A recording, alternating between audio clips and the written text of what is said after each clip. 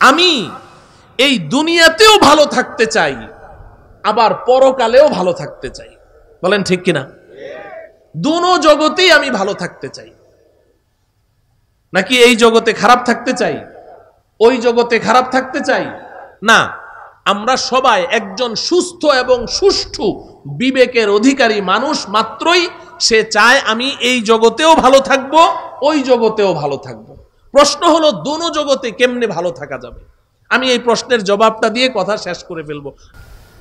তা আমি এই সর্বশেষ কথা যে আমি উভয় জগতে ভালো থাকতে চাই, সুখে থাকতে চাই, শান্তিতে থাকতে চাই, ইজ্জত ও সম্মান নিয়ে বাঁচতে চাই। ঠিক কিনা বলেন? কিভাবে, কি করে সম্ভব? তো আল্লাহ রব্বুল আলামিন কোরআনে কারীমের একটি মাত্র আয়াতে একেবারে অতি সংক্ষেপে আমাদেরকে বলে দিয়েছেন, তুমি সুখ চাও, শান্তি চাও, এই জগতেও চাও, ওই জগতেও চাও, আসো আমি আল্লাহ বলে দিচ্ছি। বলেন, সুখ শান্তির মালিক কে? ইজ্জত সম্মানের মালিক কে? রিজিকের মালিক কে? টাকা পয়সা ধন দৌলত সবকিছুর মালিক কে? সুস্থতা অসুস্থতার মালিক কে? তো সবকিছুর মালিক যখন তিনি, অতএব তিনি আমাদেরকে বলে দিচ্ছেন কেমনে সুখে থাকতে পারবে। মানবো তো সবাই ইনশাআল্লাহ? আল্লাহ রব্বুল আলামিন আমাদের সকলকে মানার তৌফিক দান করেন। আল্লাহ রব্বুল আলামিন বলেন, মান আমিলা সালিহাম মিন যাকারিন আও উনসা ওয়া হুয়া মুমিন ফালানুহয়িয়ান্নাহু হায়াতান তাইয়্যিবাহ ওয়া লানাজজিয়ান্নাহুম আজরাহুম বিআহসানি মা কানু ইয়ামালুন। আল্লাহ রব্বুল আলামিন বলেন, এই দুনিয়ার মানুষ, এই যুবক, এই ধনী, এই গরিব, এই সাদা, এই কালো, এই নারী, এই পুরুষ, শুনো, সবাই শুনো, সবাই শুনো। আল্লাহ বলছেন, মিন যাকারিন আও উনসা, নারী পুরুষ সবাই শুনো, সবাই শুনো। তুমি দুনিয়াতে শান্তি চাও, আখিরাতে শান্তি চাও, তুমি মাত্র দুইটা কাজ করবে। কয়টা কাজ? দুইটা কাজ, দুইটা কাজ, বেশি না। দুইটা কাজ করো। এক নাম্বার হলো তুমি খাঁটি ঈমানের মালিক হয়ে যাও। এক নাম্বার কি? খাঁটি ঈমানের মালিক হয়ে যাও। আল্লাহ রব্বুল আলামিন আমাদের সকলকে খাঁটি ঈমানের মালিক হওয়ার তৌফিক দান করেন। আর দুই নাম্বার হলো এই ঈমানের সাথে তুমি আমলে সালেহ করো। ঈমানের সাথে কি করবে? আমলে সালেহ করবে। বলেন আমার সাথে কি করবে? আমলে সালেহ করবে। বাস, এক নাম্বার খাঁটি ঈমানের মালিক হও, দুই নাম্বার আমলে সালেহ করো। এই দুইটা কাজ হলো তোমার। খাঁটি ঈমানের মালিক হও। এখন খাঁটি ঈমানের মালিক কেমনে হব? ঈমান কি? তো বুখারী শরীফের মধ্যে এসেছে, নবীজি সাল্লাল্লাহু আলাইহি ওয়াসাল্লামের একেবারেই শেষ জীবনের ঘটনা। নবীজির নবুয়তি জিন্দেগি শেষ, নবীজির এই দুনিয়া থেকে বিদায় গ্রহণ করার কিছুদিন আগের ঘটনা। হযরতে ওমর ইবনুল খাত্তাব রাদিয়াল্লাহু তাআলা আনহু থেকে হাদিসটি বর্ণিত। হযরতে ওমর ফারুক রাদিয়াল্লাহু তাআলা আনহু বলেন, বাইনা নাহনু ইনদা রাসূলিল্লাহি সাল্লাল্লাহু আলাইহি ওয়াসাল্লাম ইজ তালা আলাইনা রাজুলুন শাদীদু বায়াদিস সিয়াবি শাদীদু সাওয়াদিশ শা'রি লা ইউরা আলাইহি আতারুস সাফারি ওয়ালা ইয়ারিফুহু মিন্না আহাদুন হাত্তা দানা ইলান নবী সাল্লাল্লাহু আলাইহি ওয়াসাল্লাম ফাআসনাদা রুকবাতাইহি ইলা রুকবাতাইহি ওয়া ওয়াযআ কাফাইহি আলা ফাখিদাইহি। হযরতে ওমর রাদিয়াল্লাহু তাআলা আনহু বলেন, একদিন আমরা নবীজির সাথে বসে আছি মজলিসের মধ্যে। এই যে আপনারা যেভাবে বসে আছেন, যে আমরা সবাই সাহাবায়ে কেরাম, আমরা সবাই নবীজির মজলিসে বসে আছি। হঠাৎ করে একজন মানুষ এসে ঢুকলো, অপরিচিত, পোশাক আশাক একেবারেই সাদা ধবধবে, চুলগুলো নিকোষ কালো, একদম টকবগে যুবক, পরিপাটি। তার চেহারার মধ্যে কোনো সফরের কোনো চিহ্ন নেই যে অনেক দূর থেকে এসেছে। মরুভূমি পাড়ি দিয়ে আসলে চুলগুলো এলোমেলো থাকবে, ধুলামলিন থাকবে না, একেবারেই পরিপাটি, মনে হয় যেন এই পাশের ঘর থেকেই বের হয়ে আসলো। কিন্তু আশ্চর্যের ব্যাপার হলো, ওয়ালা ইয়ারিফুহু মিন্না আহাদুন, আমাদের মধ্যে কেউ তাকে চিনতে পারছে না, কেউ তাকে চিনতে পারছে না। তো যদি এই এলাকার হয় তাহলে কেউ না কেউ তো চিনবে। তাহলে বোঝা যায় এই এলাকার না, অনেক দূর থেকে এসেছে, কিন্তু দূর থেকে আসার কোনো চিহ্নও তার শরীরের মধ্যে নাই, খুব পরিপাটি। আর লোকটি এসেই সোজা মজলিসের ভিতর দিয়ে এসে সবাইকে ডিঙ্গিয়ে এসে একদম নবীজি সাল্লাল্লাহু আলাইহি সাল্লামের দুই হাঁটুর সাথে তার দুই হাঁটু মিলিয়ে একদম বসে গেল। ওয়াদাআ কাফাইহি আলা ফাখিযাইহি, এবং তার দুই হাত নবীজির দুই রানের উপরে রেখে বসল। আশ্চর্যের ব্যাপার, এমন দৃশ্য তো কোনোদিন কাউকে করতে দেখি নাই। সব সাহাবাই কেরাম এভাবে তাকিয়ে আছে, আরে এই লোকটাকে কোত্থেকে আসলো, এভাবে নবীজির সাথে এভাবে বসে আছে। সবাই মনোযোগ এদিকে করে রেখেছে, নিবদ্ধ করে রেখেছে।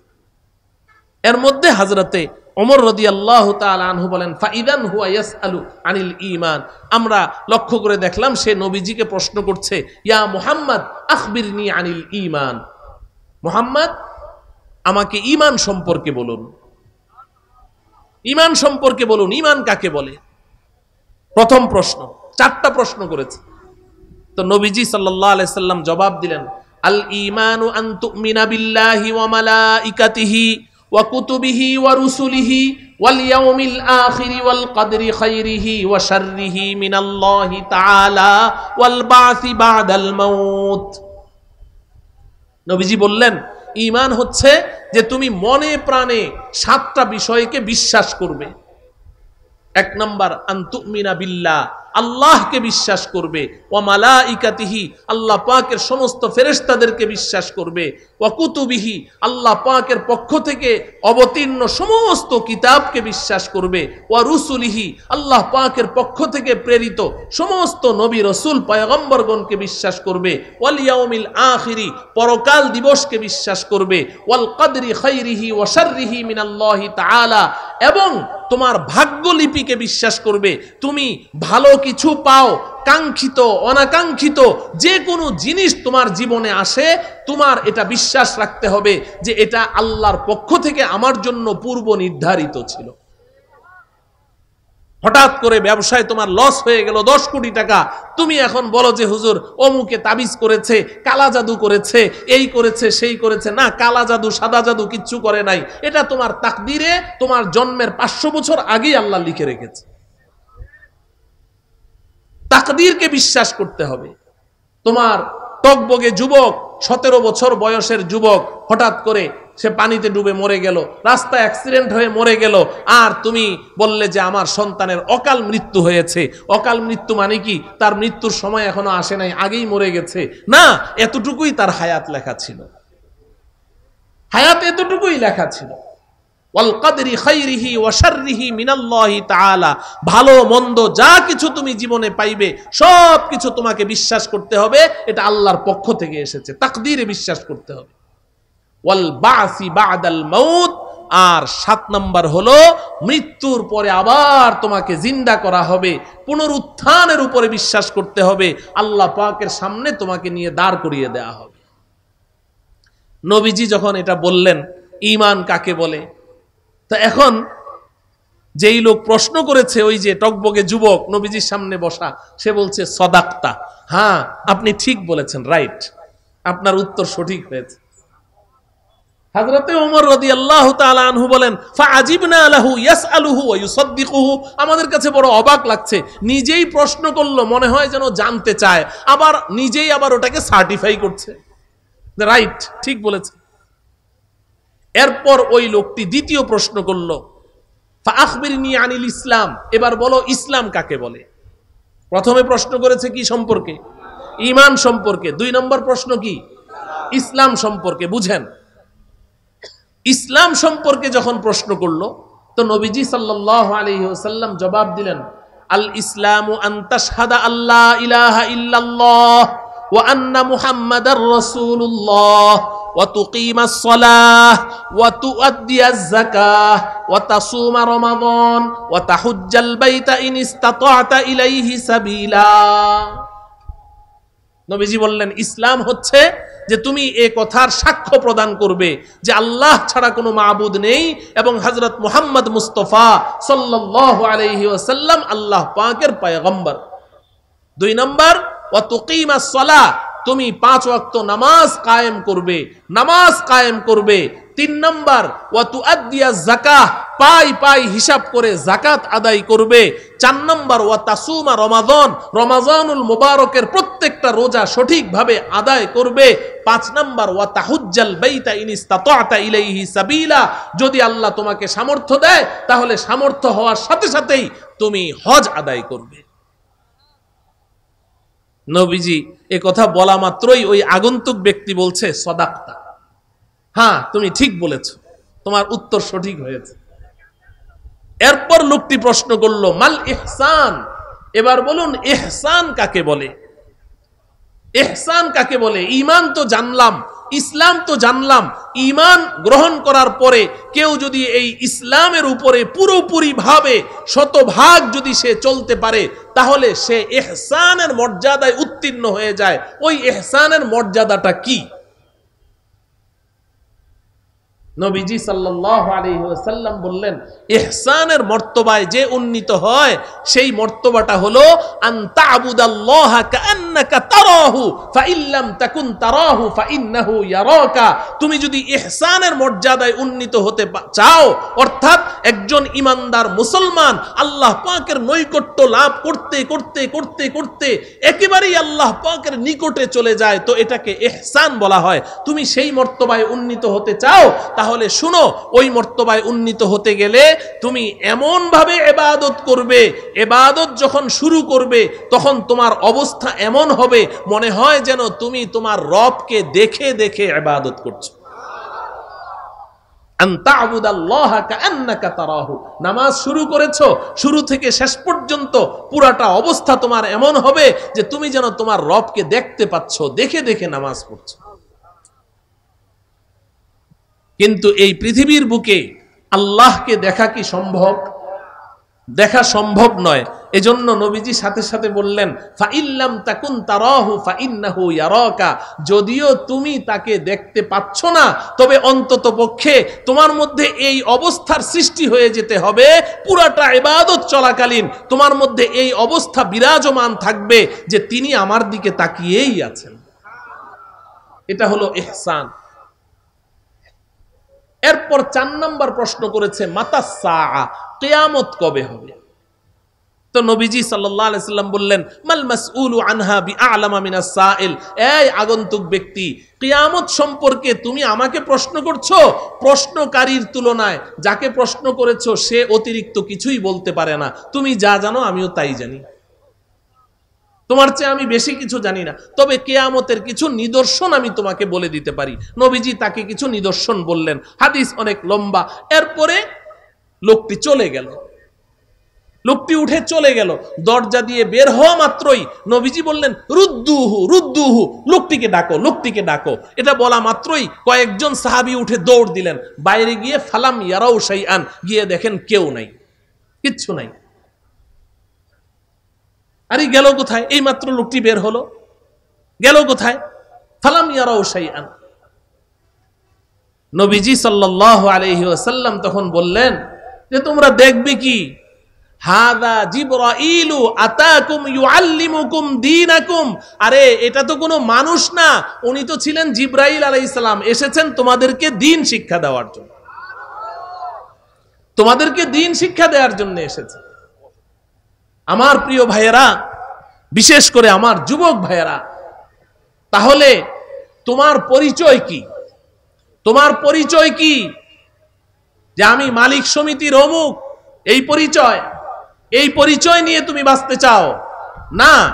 তোমার পরিচয় হলো আমি একজন ঈমানদার মুসলমান। বলেন আমাদের পরিচয় কি? আমরা ঈমানদার মুসলমান। এই পরিচয় নিয়ে আল্লাহর আদালতের কাঠগড়ায় দাঁড়াতে হবে। ঈমানদার মুসলমান, দুইটা শব্দ আমি বললাম, ঈমানদার মুসলমান। তো ঈমানদার, হযরতে জিবরাইল আলাইহিস সালাম প্রথম প্রশ্ন করেছেন মাল ঈমান, ঈমান কাকে বলে? ঈমান হচ্ছে কতগুলো বিশুদ্ধ আকীদা এবং বিশ্বাসের নাম। কতগুলো বিশুদ্ধ আকীদা বিশ্বাস আপনার অন্তরে লালন করতে হবে, তবে আপনি ঈমানদার হবেন। এখন এই বিশ্বাসগুলোর মধ্যে যদি কোনো উল্টাপাল্টা বিশ্বাস আপনি লালন করেন, আপনার কিন্তু ঈমানই নাই, শেষ। আর ঈমান নাই মানে কিছুই নাই। ঈমান হারা, সর্বহারা। ঈমান হারা কি? বলেন ঈমান হারা কি? সর্বহারা। ঈমান নাই। ঈমানকে বিশুদ্ধ রাখতে হলে ওই আকীদা বিশ্বাসগুলো বিশুদ্ধ রাখতে হবে। আপনি ফেরেশতাদেরকে আপনি মানেন, ওই যে আমানতু বিল্লাহি ওয়া মালাইকাতিহি, আমি আল্লাহকে মানি, বিশ্বাস করি, আমি ফেরেশতাদেরকে বিশ্বাস করি। কিন্তু ফেরেশতাদেরকে বিশ্বাস করবেন কেমনে? বিশ্বাস করবেন ইহুদিদের মতো। ইহুদিরা বলে আল মালাইকাতু বানাতুল্লাহ, ফেরেশতারা আল্লাহর কন্যা সন্তান। নাউজুবিল্লাহ বলেন। এই বিশ্বাস করলে ঈমান থাকবে? তো ফেরেশতা তো বিশ্বাস করলেন ঠিকই, কিন্তু আপনি বলেন যে ফেরেশতারা আল্লাহর কন্যা, এই বিশ্বাস করলে ঈমান থাকবে না।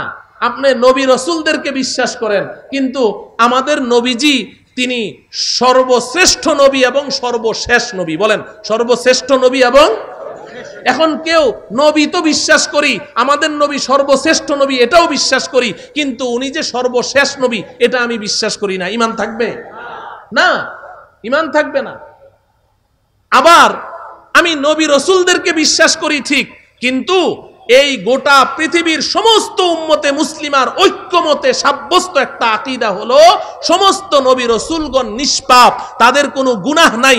ক্বাবলান নুবুওয়া বাদান নুবুওয়া, নবুয়ত প্রাপ্তির পূর্বেও না, নবুয়ত প্রাপ্তির পরেও না, তারা জীবনে কখনো কোনো গুনাহ করেন নাই। নবীরা নিষ্পাপ, মাসুম। এখন আমি বলি আমি নবী তো মানি, শ্রেষ্ঠ নবী এটাও মানি, সর্বশেষ নবী এটাও মানি, কিন্তু নবী যে নিষ্পাপ এটা মানি না। ঈমান থাকবে? তাহলে ঈমান হচ্ছে কতগুলো আকীদা বিশ্বাসের নাম। এখন আপনি যদি সারাটা জীবন শুধু আপনার কর্মস্থলেই পড়ে রইলেন, আপনি কোনোদিন জানতেও চাইলেন না যে কি কি বিশ্বাসগুলো আমার অন্তরে রাখতে হবে, এটা জানার জন্য কাদের কাছে যেতে হবে? উলামায়ে কেরামের কাছে যেতে হবে। উলামায়ে কেরামের কাছে যেতে হবে। কোনো ওজর চলবে না রে ভাই, কোনো ওজর চলবে না আল্লাহর কাছে যে আল্লাহ এত খাটাখাটি করেছি, সকাল থেকে সন্ধ্যা পর্যন্ত গাধার মতো খেটেছি, রোদের মধ্যে কত কষ্ট করেছি, জীবনযাপন করেছি, এই সমস্ত ওজর চলবে না। আরে এখন তো আপনি 10 কদম সামনে গেলেই আপনার হাতের কাছেই উলামায়ে কেরাম আছে। একটা সময় তো ছিল একটা মাসআলা জানার জন্যে, একটা হাদিস জানার জন্যে 1 মাসের পথ অতিক্রম করে তারা চলে গেছে। ورحل جابر بن عبد الله مسيرة شهر إلى عبد الله بن أنيس لحديث واحد। ইমাম বুখারী রাহমাতুল্লাহ আলাইহি বলেন যে মদিনা থেকে 1000 মাইল দূরে 1 মাসের পথ সফর করে জাবির ইবনে আব্দুল্লাহ রাদিয়াল্লাহু তাআলা আনহু সেই আব্দুল্লাহ ইবনে উনাইস রাদিয়াল্লাহু তাআলা আনহুর কাছে চলে গেছেন একটা হাদিসের জন্য। আপনার তো এখন সেই ওজন নাই। এজন্য ঈমান হচ্ছে আকীদা, বিশ্বাসকে ঠিক করতে হবে। আর আমি শুধু ঈমানদার নাকি মুসলমানও? মুসলমান। আর মুসলমান হতে গেলে কি করতে হবে? ওই যে নবীজি বলেছেন, জিবরাইল জিজ্ঞাসা করলেন মাল ইসলাম, নবীজি বললেন আনতাশহাদা আল্লা ইলাহা ইল্লাল্লাহ, মুখে স্বীকার করতে হবে। আবার ওয়া তুকিমাস সালাহ, নামাজ পড়তে হবে। পড়া লাগবে? 5 ওয়াক্ত নামাজ পড়া লাগবে। নামাজ ছাড়া কি মুসলমান হওয়া যাবে? আমরা সবাই নামাজ পড়বো তো ইনশাআল্লাহ? কারা কারা পড়বো হাত উঠাই। হে আল্লাহ, আপনি আমাদের সবাইকে নামাজ কায়েম করার মাধ্যমে খাঁটি মুসলমান হওয়ার তৌফিক দান করেন। হাত নামান। নামাজ পড়তে হবে 5 ওয়াক্ত। নামাজ 1 ওয়াক্ত কাজা করা যাবে না। ওয়া তুকিমাস সালাহ ওয়া তুআদ্দিয়াজ যাকাত, যাকাত ওয়াজিব হয়েছে, পাই পাই হিসাব করে যাকাত দাও। আম্মা জান হযরতে আয়েশা রাদিয়াল্লাহু তাআলা আনহা বলেন যে তোমার উপরে যাকাত ওয়াজিব হয়েছে, তুমি সব হিসাব করে তোমার টাকার যাকাত দিয়েছো, তুমি কয়েক লক্ষ টাকা যাকাত দিয়েছো, কিন্তু সব টাকার যাকাত দাও নাই, সামান্য কিছু টাকার যাকাত দেওয়া বাকি আছে। যেই কয়টা টাকার যাকাত তুমি দাও নাই, ওই টাকাগুলো তোমার সম্পদের সাথে মিশে পুরা সম্পদটাকে হারাম বানিয়ে দিবে। হালাল টাকাকে হারাম বানিয়ে ফেলবে যদি যাকাত না দাও। যাকাত আদায় করতে হবে, রমজানের রোজা রাখতে হবে, হজ ফরজ হওয়া মাত্রই হজ করে ফেলতে হবে। তাহলে আমরা শুধু মুমিন নাকি মুসলমান? তাহলে আমরা ইমানদার মুসলমান। এই ইমানদার মুসলমানের এই পরিচয় নিয়ে আমরা এই দুনিয়াতে বাঁচতে চাই। আল্লাহ বলেন যদি 2 কাজ করো, আল্লাহ পাকের ওয়াদা 1 মিনিটে শুনেন। ওই যে বলেছিলাম যে শান্তি দুনিয়া এবং আখিরাতে, আল্লাহ বলেন আমি আল্লাহ 2টা ওয়াদা করলাম। কয়টা ওয়াদা? তুমি 2 কাজ করো, ইমানদার মুসলমান হয়ে যাও, আমি আল্লাহ তোমার সাথে 2টা ওয়াদা করলাম। 1 নাম্বার ফালা নুহইয়ান্নাহু হায়াতান তাইয়্যিবা, আমি আল্লাহ 1 নাম্বার ওয়াদা করলাম যে এই দুনিয়ার জীবনটা আমি আল্লাহ তোমাকে সুখ শান্তি আর ইজ্জত সম্মান দিয়ে ভরপুর করে দেব। 1 নাম্বার ওয়াদা দুনিয়ার শান্তির ওয়াদা করেছে। ফালা নুহইয়ান্নাহু হায়াতান তাইয়্যিবা। দুনিয়াতে আল্লাহ শান্তি দিবে, সুখ দিবে, ইজ্জত দিবে, সম্মান দিবে। আর তুমি করে দেখো যুবক, তুমি করে দেখো কত সুখ, কত শান্তি। মুহাম্মদ की गुलामी में क्या है, जरा तुम गुलामी में आकर तो देखो। মুহাম্মাদের গোলামির মধ্যে যে কত শান্তি, একটু গোলামির মধ্যে এসেই দেখো না, এসেই দেখো কত শান্তি। আর 2 নম্বর ওয়াদা, ওয়ালা নাজজিয়ান্নাহুম আজরাহুম বিআহসানি মা কানু ইয়ামালুন। হাসরের ময়দানে বান্দা আছো, আমি আল্লাহ তোমার অপেক্ষায় আছি, আসো আমার আদালতের কাঠগড়ায় দাঁড়াও। তুমি যখন ইমানদার মুসলমানের সার্টিফিকেট নিয়ে আসবে, তো তুমি দুনিয়াতে যত আমল করেছো, এই আমলের বিনিময়ে যেই পরিমাণ নেকির তুমি হকদার হয়েছো, আমি আল্লাহ তোমার এই নেকিগুলোকে বাড়াতে বাড়াতে বাড়াতে বাড়াতে কোটি কোটি গুণ বৃদ্ধি করে তারপরে তোমার হাতে তুলে দেব। আল্লাহ রব্বুল আলামিন আমাদেরকে ইমানদার মুসলমান হয়ে আল্লাহ রব্বুল আলামিনের দরবারে হাজিরি দেওয়ার তৌফিক দান করুন। আজকের এই মহতি জলসাকে আল্লাহ রব্বুল আলামিন কবুল করুন।